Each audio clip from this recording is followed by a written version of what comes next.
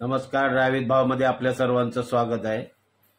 मी काही चित्र ना या व्हिडिओमध्ये दाखवणार आहे, काही स्टार्टिंगचे आणि काही शेवटचे। करोडची गाडी घ्या, 1 करोड 2 करोड 5 करोडची, त्यामध्ये 8 ते 10 एअरबॅग असू द्या, पण ज्यावेळेला गाडीचं संतुलन बिघडतं, तुमच्या गाडीचा स्पीड ओव्हर स्पीड असेल, तर तुमची किती करोडची गाडी आहे आणि किती एअरबॅग आहे हे काही कामी येत नाही।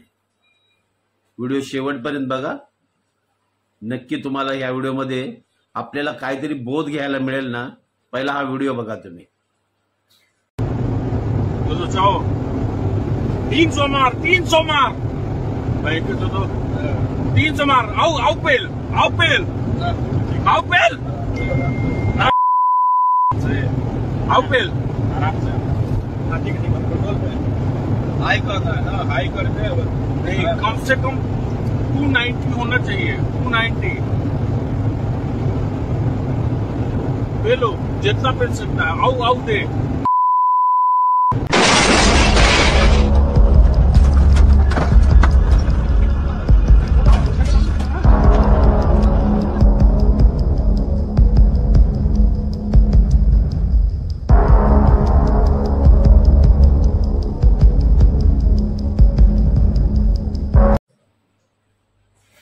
इंडियन गाडी जरी घेतली का नाही, कुठली इंडियन आपल्या गाडी असू द्या, आपण कुठल्या कंपनीचं नाव नाही घ्यायचं, 70-80च्या स्पीडला जरी गाडी घेऊन गेला ना, तुम्हाला जर तिचा स्पीड थोडंसं 90 पर्यंत जर गेला आणि जर अचानक तुम्हाला ब्रेक घ्यायची वेळ आली ना, तरी गाडीचं संतुलन बिघडतं।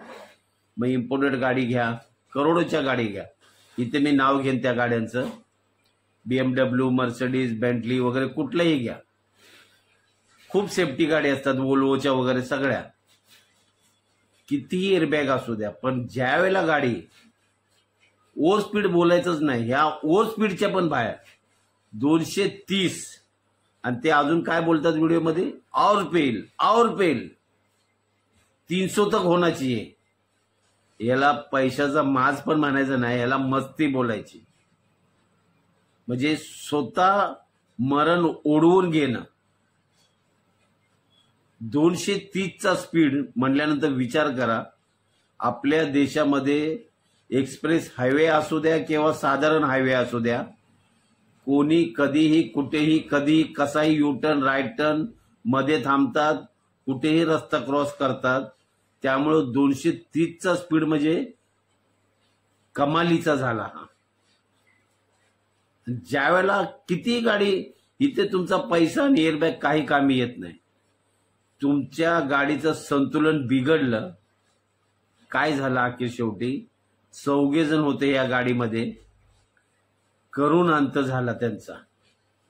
तुमची एअरबॅग कामी येत नाही, तुमची किती करोडची गाडी आहे हे कामी येत नाही, ओव्हर स्पीडचे हे बळी ठरले। विचार करा, तुम्हाला काय वाटतं या व्हिडिओबद्दल नक्की कमेंटमध्ये सांगा।